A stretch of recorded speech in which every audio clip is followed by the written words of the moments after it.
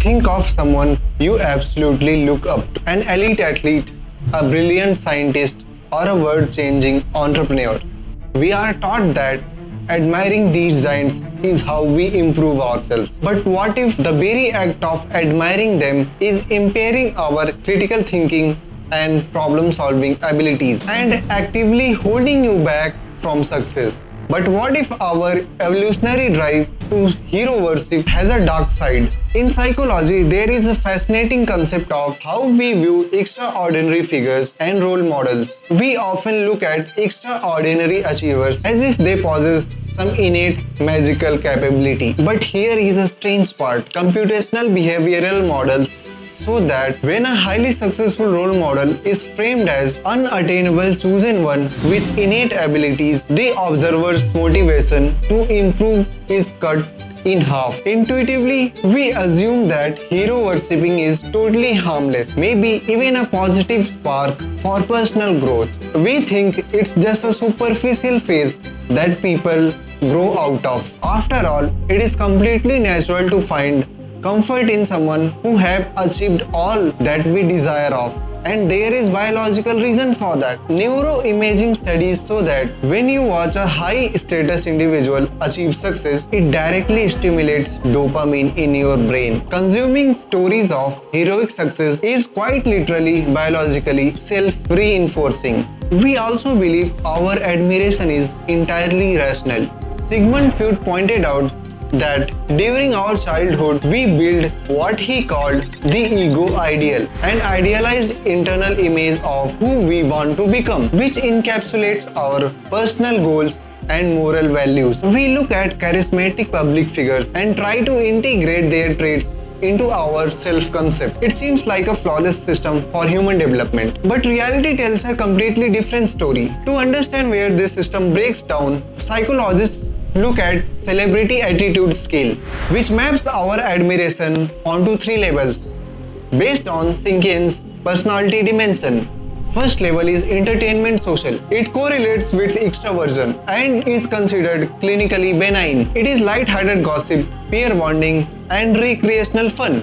Roughly 52% of people fall into healthy social profile. But as you cross into second level, intense personal things changes. This level correlates with neuroticism and emotional instability. Individuals here show low self-clarity and fantasy proneness. Empirically, high score on this scale are linked to clinical depression, anxiety, and severe body dysmorphia. At extreme end lies borderline pathological level, driven by psychoticism, impulsivity, and antisocial behavior. Here, real-world agency is completely replaced by compulsive parasocial absorption. When this behavior scales to crowd, human logic completely vanishes. Let's look what happened more than 50 years ago in Salem, Tamil Nadu, involving a highly popular actor-politician, MG Ramachandran or MGR. During a massive rally, MGR simply touched a glass of water, but for the crowd, it became a sacred relic.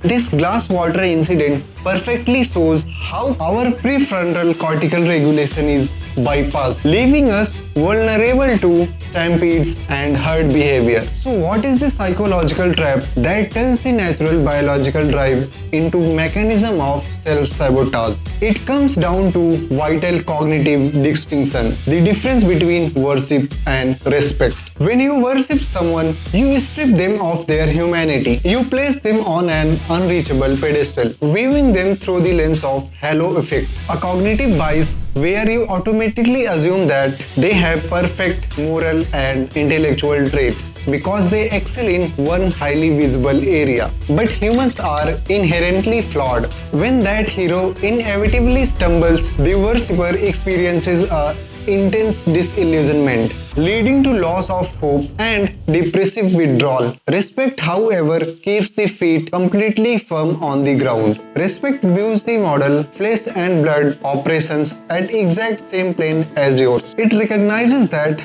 the results, the achievements are not driven by magical and unreplicable talent, but are the results of direct hard work, persistent and strategic choices. Respect empowers you to use them as your guide rather than a source of self-defeating daydreams. When kept within healthy cognitive boundaries, this shift radically changes real-world outcomes.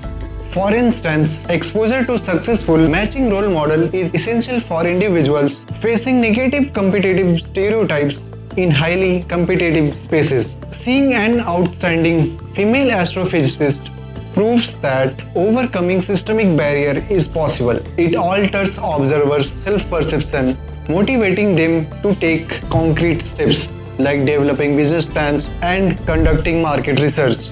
In media studies, the fictional character of a special FBI agent and scientist Dana Scully from X-Files acted as powerful symbolic models. This single parasocial influence significantly increased the enrollment of women in STEM fields, proving that structured media representations can directly alter the educational and professional trajectories of entire generations. But there is even deeper and almost invisible layer to this phenomena. According to Jungian psychology, qualities you passionately admire in your heroes are not actually external properties at all. They represent your golden shadow. Out of fear, unworthiness, and social conditioning, we often lock away our own highest creative potentials, courage, and talents. It feels safer to project those incredible traits onto an external savior. Ultimately, admiration is a powerful psychological tool, but it is a double-edged sword. If you use it to build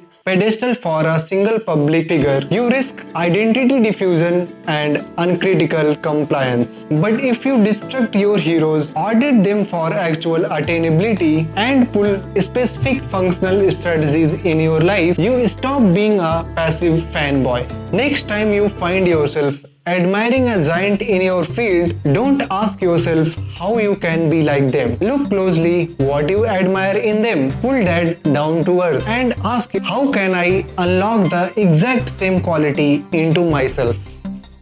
I'm Saurav. Thanks for watching.